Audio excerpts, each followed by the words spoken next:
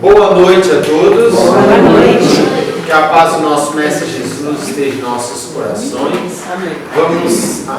Vamos em mais um dia com muito amor e carinho, buscando entre irmãos como somos a fraternidade, buscando Jesus, buscando José de Mococa, esse amigo querido, que aqui nos apresenta uma oportunidade aqui estarmos, e quem nos busca é sempre aqueles que nos amam. Então, com certeza, os mentores espirituais que nos amam tanto, fizeram de tudo para que hoje estivéssemos aqui, mesmo no frio, mesmo nas dificuldades do mundo, mesmo saindo do trabalho, mesmo deixando as coisas em casa para fazer depois, assim. Mas a gente está aqui, e isso é muito importante, pois estar aqui é algo importante para nós, e não só para nós, mas para aqueles que nós convivemos no nosso dia a dia, para aqueles que nós amamos, para aquelas pessoas que estão próximas a nós, ou aquelas pessoas que deveriam estar próximas a nós, mas estão distantes. Então serve para que eles recebam essa boa energia quando sairmos da casa. E quando estivermos na casa, a nossa mente deve estar elevada em perdão, em amor, em carinho para eles e para conosco mesmo, porque a gente já fez muita coisa errada, né?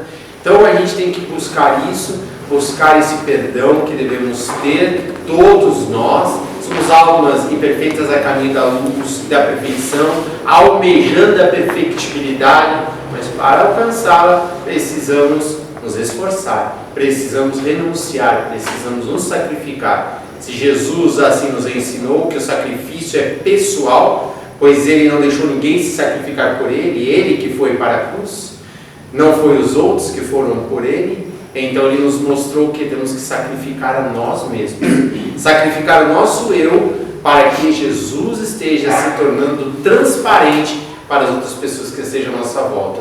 Sem sacrifício, sem renúncia, não teremos como vencer em nada nas nossas vidas, nem no lado espiritual, nem no lado amizade, nem no lado profissional. A gente tem que se esforçar, sair ali daquele movimento de comodismo que se demora, ociosidade, e despertar em nós o que já está dentro de nós. É o Deus que está dentro de nós, pois todos nós carregamos, nós somos centelhas divinas do Criador, então carregamos todos os atributos de Deus.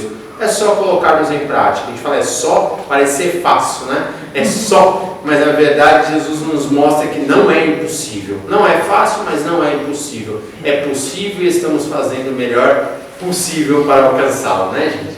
E, gente, hoje quem vai fazer a palestra é o nosso amigo querido Eslabão. Nosso amigo querido Eslabão. Hoje é o Eslabão, tá?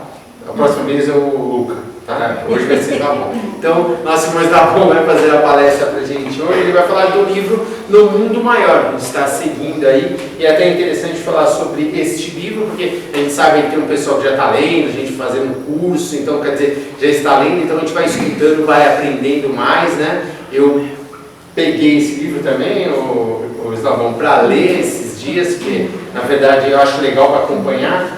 E aí comecei a ler e a gente vai aprendendo de novo tudo outra vez, né? A gente pensa que está sabendo, mas a gente olha lá, caramba, não sei nada. Então a gente vai aprender mais um pouquinho. E hoje a gente vai aprender um pouco mais com o Luca e com a espiritualidade maior. Fica à vontade. E com o Eslabão também. Você faça presente no íntimo de cada um de nós que aqui nos encontramos, né? Para mais uma noite de trabalho, de oportunidade. Como a gente sempre fala, é sempre muito bom, né? Poder devolver um pouquinho daquilo que a gente tanto recebe. Com a responsabilidade aqui dobrada, porque o pessoal está subindo muito a régua aí. É inteligência artificial, é uns processos aí. Você tem que preparar mesmo para poder manter o nível do trabalho, né? Aqui vem a inteligência material, né? Pequenininha, mas acho que vai dar certo. Eu digo, eu não vou nem me meter nesse campo aí. Eu tinha lá uma coisa que eu vi, eu digo, vou tentar fazer aqui. Eu digo, não vou mexer com isso aqui não. Vai ficar confuso. Então vamos no normal, como diz o outro, né? Aproveitando aqui para não deixar passar, gente, que eu acho que é interessante, até no início do mês, eu fui fazer uma palestra e estava com um tema, e aí veio a sugestão para trocar para falar do suicídio, né, para a gente lembrar, né, trazer aqui aquela trovinha do Cornélio Pires, né?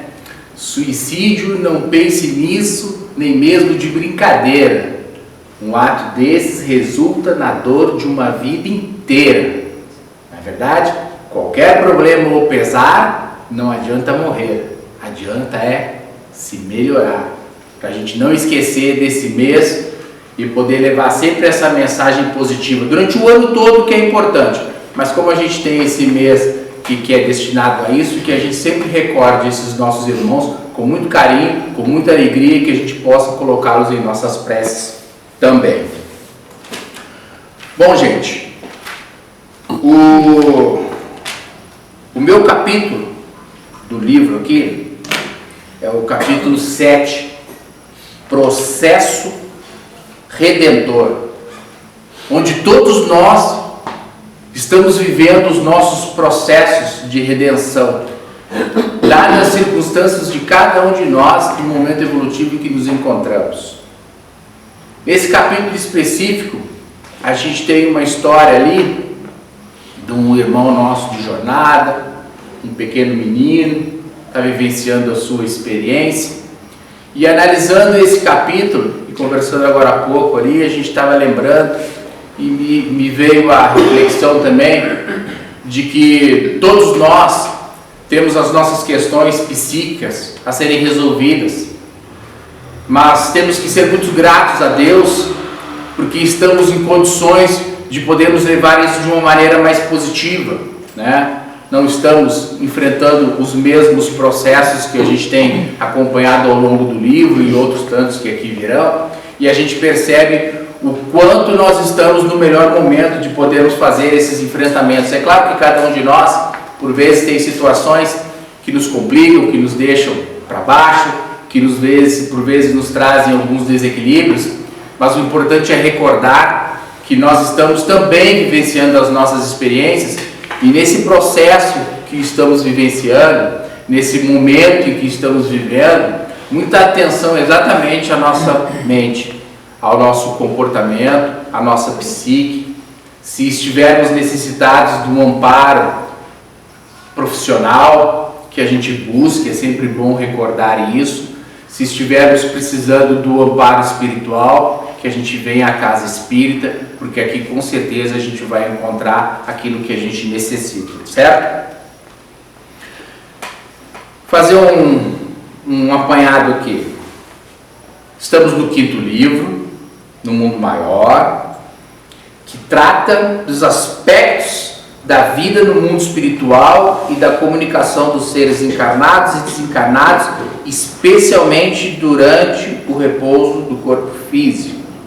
Ele nos traz esclarecimentos sobre as curas do desequilíbrio da vida mental e apresenta os correspondentes tratamentos espirituais. Então o livro vem trazendo todos os esclarecimentos em relação a essas questões para nos alimentar, para nos dar uma ideia diferente, né?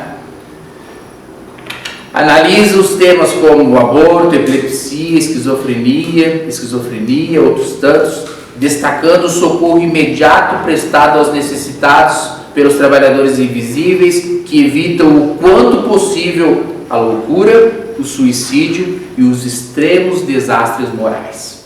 Então, assim, a gente até comentou aqui numa outra oportunidade da história do desamparo, né? Então nós não estamos nunca desamparados, vamos frisar novamente isso. A espiritualidade amiga está sempre junto conosco, ela nos dá sim inúmeras condições de estarmos com um suporte melhor, de estarmos mais bem amparados, mas aí tem a parte que nos cabe, tem aquela parte que a gente precisa também dar o nosso quinhão de contribuição. E se eventualmente a gente não percebe isso ou não estamos em condições, novamente que a gente seja humilde e peça ajuda, não é verdade? Sempre com muita humildade. Esses distúrbios psíquicos são analisados a partir do plano espiritual, trazendo-nos a balizada opinião dos espíritos especialistas. Quer dizer, os espíritos eles estão nos dizendo, Eles que estão nos esclarecendo em relação a essas questões. Nós não estamos trazendo nada aqui da nossa cabeça ou aquilo que podemos dizer que é achismo. Não, isso aqui está muito consolidado, tem as bases muito consolidadas de uma verdade que nos é apresentada e esclarecida. Para isso basta que a gente também procure o entendimento e busque conhecer. Nossa, mas são temas tão complexos, é tão difícil estudar André Luiz, eu não consigo. Bom, os cursos da casa nos favorecem, aqui já fica a deixa, né? Aquela conversa com os nossos irmãos que a gente tem condições de trocar. Aqui não tem quem sabe mais e quem sabe menos, né? Porque na verdade um acaba complementando o outro, então que a gente busque esse entendimento. O Espiritismo, aqui ele fala, né? Mostra os encontros de desencarnados, os encontros e os desencontros da medicina terrena ante as aflições da doutrina dos espíritos. O Espiritismo nos amplia a visão sobre os mistérios dos distúrbios psíquicos, apontando com lógica e bom senso suas causas, também nos aclarando o caminho da cura. Aqui a gente percebe assim, né, como a ciência, como realmente essa ponte que é a doutrina espírita para esse esclarecimento, para a gente poder ter um entendimento melhor. Se os médicos pegassem essas obras, e aqui não é uma crítica, não tem nada a ver com isso, né? Mas a gente percebe assim, imagina o somatório disso, buscassem entender a doutrina espírita para também aplicar no seu dia a dia, o quão a gente não teria um salto, um avanço. Eu acho que esse dia chegará, porque a doutrina espírita ela também veio para isso, mas tudo é no tempo certo. E aqui fica só a reflexão de que como a doutrina espírita nos alimenta, nos instrui e nos conforta. Ela nos dá realmente a segurança que necessitamos para poder enfrentar, para podermos evoluir, para podermos fazer a nossa caminhada. E aqui de novo, sem sermos pretensiosos, não é porque estamos na doutrina espírita que somos melhores do que ninguém. Eu sempre repito a mesma coisa. O bom da doutrina espírita é que ela vem com uma fé raciocinada, como falou aqui, lógica, razão e bom senso, que nos dá o entendimento, o pequeno e às vezes o grande, aí vai da caminhada, né? Mas ela nos dá com uma certeza mais firme, ela nos apresenta de uma maneira mais correta que a gente precisa entender dessas complexidades do que é viver, do que é ser um espírito encarnado. Não existe outra condição, não existe hoje outra maneira de realmente entendermos o que é ser esse ser existencial, do que é estar encarnado e vivenciando as experiências. Porque também se a gente não analisa dessa forma, a gente vai sempre tropeçar e vai no fundo enxergar um Deus injusto perante as questões. Porque um com tantos, outro com menos. Por que um vive um desequilíbrio mental e o outro é só sorrisos? Né? Ou aparentemente só sorrisos, porque às vezes a gente pode olhar para uma pessoa e achar que ela é feliz e no entanto, somente entre quatro paredes é que ela sabe o que está vivendo, não é verdade? É só uma reflexão. Nesse capítulo 7 mostra o esforço da espiritualidade para impedir os processos de loucura. Nesse contexto mostra o valor da prece intercessória, reafirma que o espírito não retrocede. Contudo, as formas da manifestação do ser podem sofrer reajuste dos elementos perispíriticos. Então, assim, a gente vai observar aqui, ponto a ponto, o que esse capítulo trata. E para não correr o risco de falar besteira ou bobagem, eu vou fazer a leitura do que diz esse capítulo. Ele fala, gente, a vasta escola terrestre exige incessante e complexa colaboração espiritual. Indubitavelmente, a divina sabedoria não se descuidou da programação prévia de serviço nesse particular. Se encarregou a ciência de superintender o desdobramento harmonioso dos fenômenos pertinentes à zona física. Se incumbiu a filosofia de acompanhar essa mesma ciência, enriquecendo-lhe os valores intelectuais.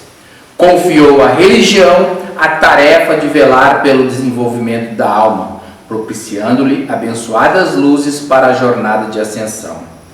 A crença religiosa, todavia, maiormente nos últimos anos, tem se revelado incapaz de tal cometimento. Falta-lhe pessoal adequado. Pessoal adequado, aqui que se refere é do entendimento, da lógica e da razão e da compreensão daquilo que estivermos eventualmente ou na doutrina espírita ou em qualquer outro campo religioso ou doutrinário, sabermos com responsabilidade o que estamos falando e o que estamos apresentando. E de novo, não é uma crítica às religiões, nunca o é. É sempre com aquele chamamento às nossas responsabilidades para aquilo que estivermos falando, independente se estamos na doutrina espírita ou num outro campo, como eu disse, né?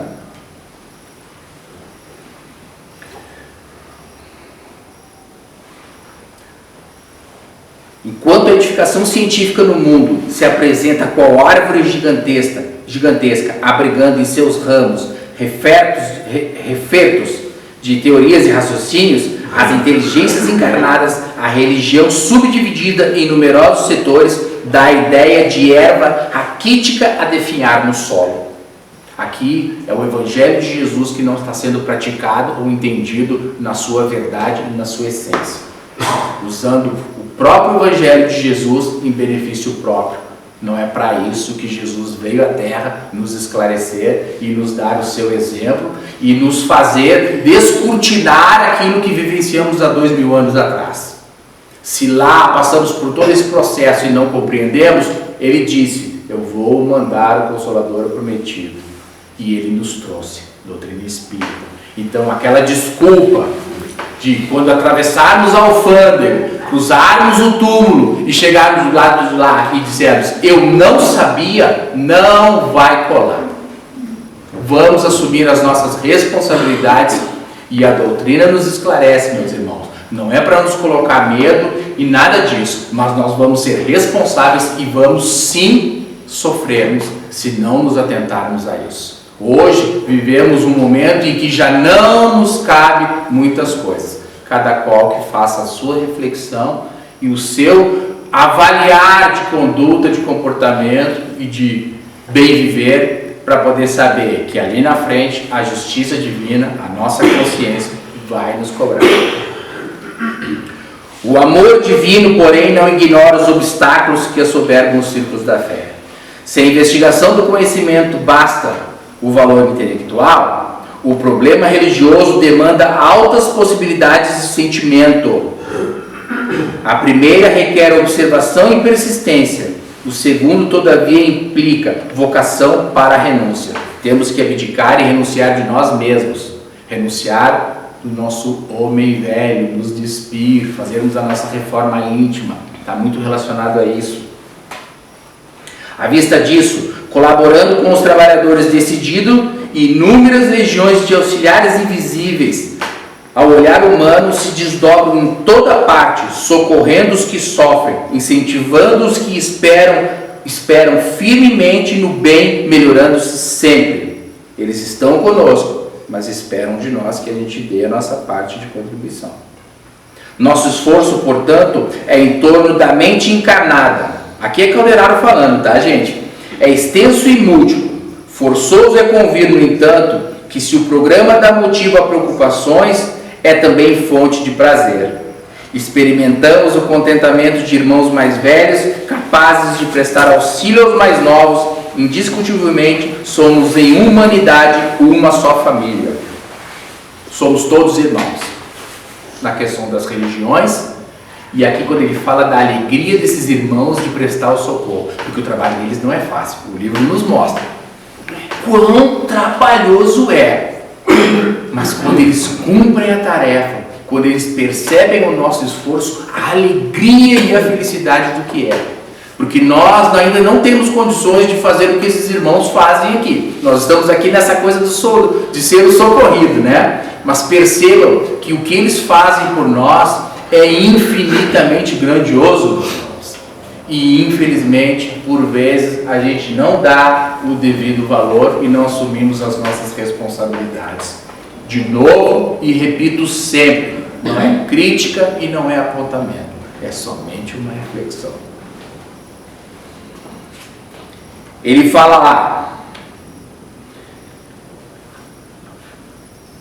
quase sempre é a força intercessora que determina os processos de ajuda. A prece representada pelo desejo não manifestado, pelas aspirações íntimas ou pelas petições declaradas proveniente da zona superior ou surgida no fundo do vale onde se agitam as paixões humanas, é a rigor ascendente de nossas atividades. Nenhuma prece está perdida. Não importa de onde ela vem. Ela vai ter o seu socorro e o seu amparo. Agora ele nos diz bem ali, né? Quase sempre é força intercessora, representada pelo desejo não manifestado. Bom, eu estou naquela coisa da exigência. E aí, nada por mim? Estou aqui, venho na casa espírita, faço a minha palestra. Estou aqui e não recebo nada? Estou exigindo e barganhando. Não estou sendo sincero. E a história da prece decorada. Está tudo certo, né? Eu tenho algumas que são decoradas, que eu consegui decorar. Mas eu procuro, ao fazer dessas preces, também sentir. Porque senão são só palavras, meus irmãos. Blá, blá, blá, blá, blá. A coisa mais bonita do mundo, a prece de Cáritas. Só lá. Não. Já analisaram frase por frase da prece de Cáritas? Pai Nosso. Já refletimos realmente no Pai Nosso? Frase por frase. Então percebam, são boas preces, têm o seu valor, sim, quando feitas de coração, e tem aquelas que não usam essas palavras. Senhor, me ajuda, eu necessito, em Ti eu confio. Com o sentimento é a prece. Então não importa, entendeu? Se é um rosário ou se é somente uma frase ou uma única palavra de pedido de ajuda. Tem o seu valor. O que manda aí é o sentimento, a responsabilidade de sentir daquilo que estamos falando. Não aludimos aqui a orações ou aspirações de correntes idealísticas determinadas. O dístico, o rótulo, na verdade, não interessa. Colaboramos com o Espírito Eterno em sua ascensão à zona divina, aduzindo novas forças ao bem onde ele se encontre, independente de fórmulas dogmáticas ou não, com que se manifeste nos círculos humanos.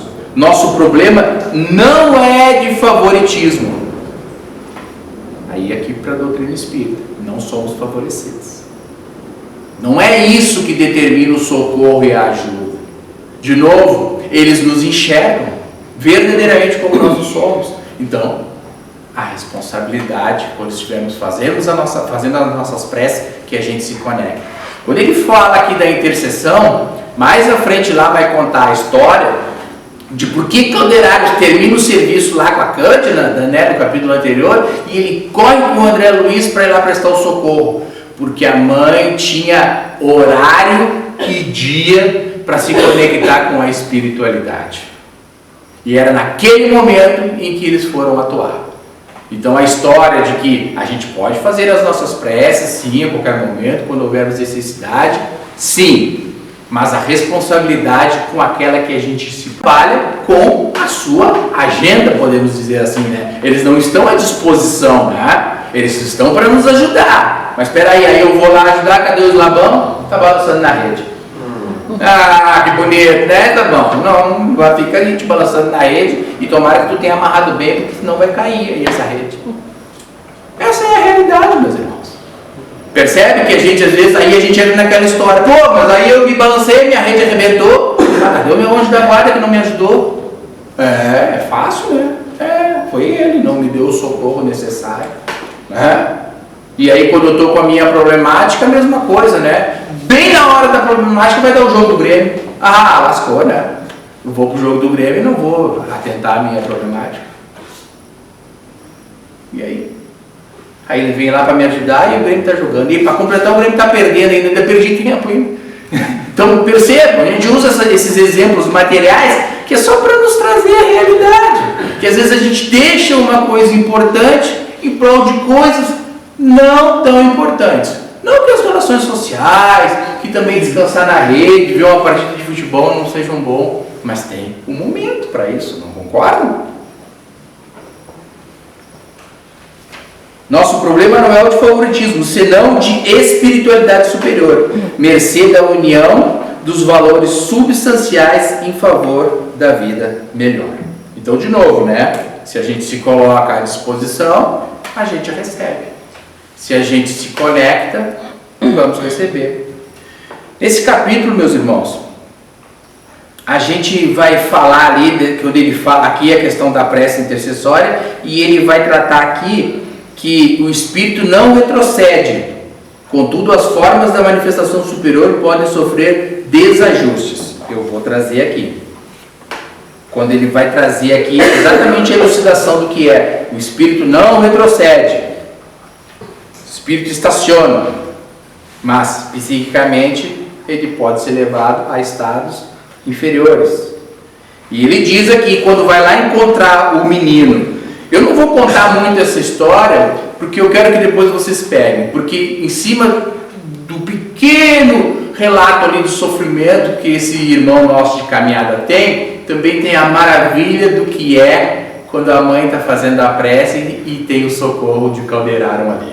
A coisa linda que é, gente, só lendo o livro, não dá tempo, mas ele fala aqui, a paisagem era triste e enternecedora. O doente de ossos frágeis e carnes quase transparentes pela idade deveria ser uma criança bela e feliz. Entretanto, se achava imóvel a emitir gritos e sons guturais, sons produzidos pela garganta, próprios da esfera sobre-humana. Com respeito devido à dor e com observação imposta pela ciência, verifiquei que o pequeno paralítico mais se assemelhava a um descendente de símios afeiçoados. Primata, né? Sim, o espírito não retrocede em hipótese alguma, explicou Caldeiraram. Todavia, as formas de manifestação podem sofrer degenerescência, de modo a facilitar os processos degenerativos. Não é porque ele está naquela forma ali que ele também não está tendo ali, em cima dessa condição, o amparo e o instrumento para que ele possa realmente cumprir e sair daquele estado. Todo mal e todo bem praticado na vida impõe modificações de nosso quadro representativo. Nosso desventurado amigo envenenou para muito tempo os centros ativos da organização perispiritual. Então percebam que aquela condição que esse irmão se encontra, está lá o relato, né? Foram de muitos erros, de muitos equívocos, seria um tipo de julgamento perante a lei que depois ele teve que se reharmonizar. E aí lá naquele momento, esse processo que ele está vivendo, que a gente analisando ali o relato, é bem dolorido, é o final, gente. Aquilo ali é o fim. Ele, a partir daquele momento em que ele ainda tem dois inimigos do passado que estão ali junto dele, aqueles dois inimigos vão vir como irmãos dele. E os três vão ser amparados, vão realmente se reharmonizar e vão viver o amor. Lá no fim fala o porquê da não morte suave, eutanásia. Olha para um corpo desses que está ali inerte, sofrendo. Vamos findar a vida. E o que está acontecendo no campo espiritual? Aqueles dois inimigos, obsessores que estão ali, também estão se desamarrando. Vão vir como irmãos, filho da mãe, que estava cansada, vai receber o socorro. E aí os três vão realmente, espero até que devam ter cumprido, porque estavam bem amparados, rasgam todas as reminiscências do passado, todos os seus erros, e a partir dali vão vivenciar a sua experiência. A partir dali vão vivenciar aquilo que eles necessitam de entendimento, de melhoria. Então assim, erramos, respondemos. E os processos são dolorosos à medida dos nossos erros. Por isso, da responsabilidade com o que pensamos, do que fazemos, do que agimos. É simples. A lei é sábia e equitativa. Causa e efeito. À medida que estivermos prejudicando, vamos ter de volta. Não é castigo, é a lei. Vamos enxergar dessa forma. Então, se outrora vivenciamos esses erros, se outrora não damos atenção para isso, é tempo. O hoje se faz necessário. O hoje é o agora. É agora que a gente precisa realmente caminhar, melhorar, evoluir. É agora que a gente precisa se libertar, cortar essas amarras, nos despir do homem velho. Porque quando a gente olha essas obras de André Luiz, quando a gente olha as obras da doutrina espírita, de novo, não é para nos colocar medo em nada, muito pelo contrário. É a bênção divina, é a misericórdia de Deus, através desses benfeitores espirituais, nos mostrando com lógica e com razão, os nossos atos infelizes terão responsabilidades, meus irmãos. É simples. De novo, a gente não vai poder chegar do lado de lá e dizer que não sabia. Isso não vai amenizar. Então, assim, se a gente já compreende, modifica-se. E aí, de novo, a história da natureza não dá saltos, que a gente precisa fazer a nossa caminhada, que a gente precisa, como é que a gente fala? Dar o passo à medida das nossas forças, né? Paulatinamente a gente vai conseguindo. Gradativamente a gente vai conseguindo. Então, assim, não vamos olhar para o lado e medir a jornada e o passo de cada um dos nossos irmãos que estão conosco. O princípio não é esse. O princípio é a gente olhar para esse processo redentor, entender que por detrás de muitas coisas que os nossos olhos não compreendem, ou a injustiça divina, no sentido de não compreensão, olhamos para uma situação dessa, de um menino desse, e a gente olha, por quê? Por quê? Coitado, o que ele fez? Não importa. Ali a misericórdia de Deus está se fazendo presente. Não é castigo, é a misericórdia dando a condição necessária para que esse irmão evolua. Simples assim, irmãos, não tem muito o que dizer. Que a gente possa olhar e refletir de uma forma diferente em relação a essa questão. E de novo fica aqui o convite para a gente pegar a obra, ler, estudar e compreender. É muito material, é muito conteúdo. 30 minutos não dá. Capítulo por capítulo a gente consegue fazer um apanhado melhor do livro, né? Mas nada melhor do que depois disso a gente também buscar esse conhecimento, esse esclarecimento e principalmente esse fortalecimento aos nossos espíritos. Isso é para finalizar o livro. Hoje eu vou fazer um 3 em 1 aqui. O suicídio, o livro e agora uma pergunta para todos aqui. Quem é que conhece o Zequita? O Zequita? Zequita? O Zequita é o nosso apelido carinhoso do nosso querido irmão professor Herculano Pires, que amanhã estaria completando 111 anos se estivesse encarnado. Esse trabalhador, defensor da doutrina espírita, esse amigo querido que a gente tem a oportunidade de ver a filha dele aqui, de repente estudar as obras, essa maravilha que é, meu Deus, não tem como não prestar uma singela homenagem e a nossa lembrança carinhosa. Eu trouxe aqui, meus irmãos, um texto do livro dele, Pedagogia Espírita, que vai vir de encontro com o que nós estávamos falando. Precisamos estudar, queimar as pestanas, pesquisar, construir a cultura espírita em nossa terra.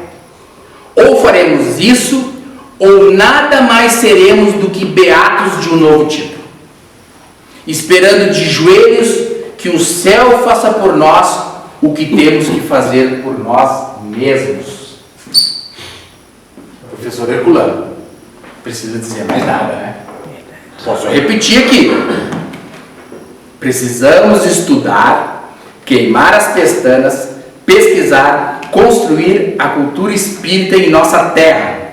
Ou faremos isso, ou nada mais seremos do que beatos de um novo tipo, esperando de joelhos que o céu faça por nós o que temos que fazer por nós mesmos.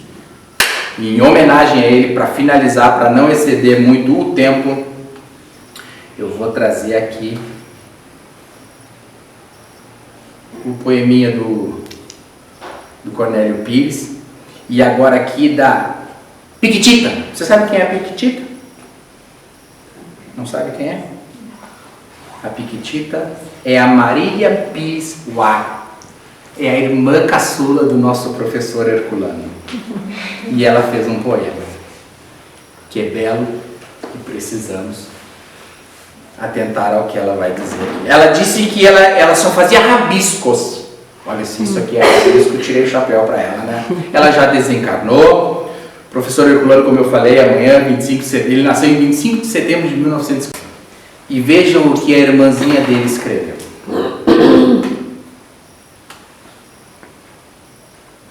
1914.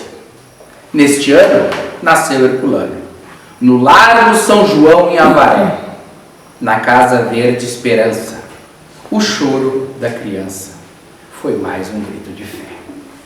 Veio em setembro, em plena primavera, entre perfumes e eras, entre flores as mais belas. Crisântemos, dálias, onina, perfumada flor do campo, delicada e pequenina. Nasceu poeta, apenas 9 anos, Herculano escrevia a sua primeira poesia. O brinquedo esquecido, ao acaso, olhar perdido, procurando juntar os fragmentos de lembranças surgidas de um passado, que voltavam em seu pensamento, constantes, latejantes, vivas. Lembranças, talvez, de outras vidas. No rostinho alegre e risonho, a expressão de 1 milhar de sonhos. Sonhos azuis. O primeiro livro pequenino, onde os sonhos coloridos de um menino, plantados com amor e emoção, tomaram uma nova dimensão. Ainda criança, no olhar, a esperança e fé.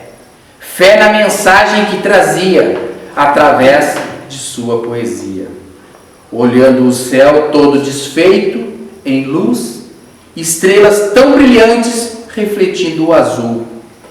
Vibra sua alma e novas sensações trazidas pela brisa acariciante a segredar em seus ouvidos poemas de amor e de ternura. Sentindo a inspiração mais pura, reúne esse punhado de emoções em versos, cantigas e orações. Em seu segundo livro, Coração, sua vida literária se iniciou e desde então não mais parou. Cantou a natureza por toda a sua beleza, falou dos anseios todos de sua alma, a se evolar no céu da noite calma, à procura de estrelas, na ânsia de tocá-las e entendê-las. Exaltou em versos a inteligência suprema do universo.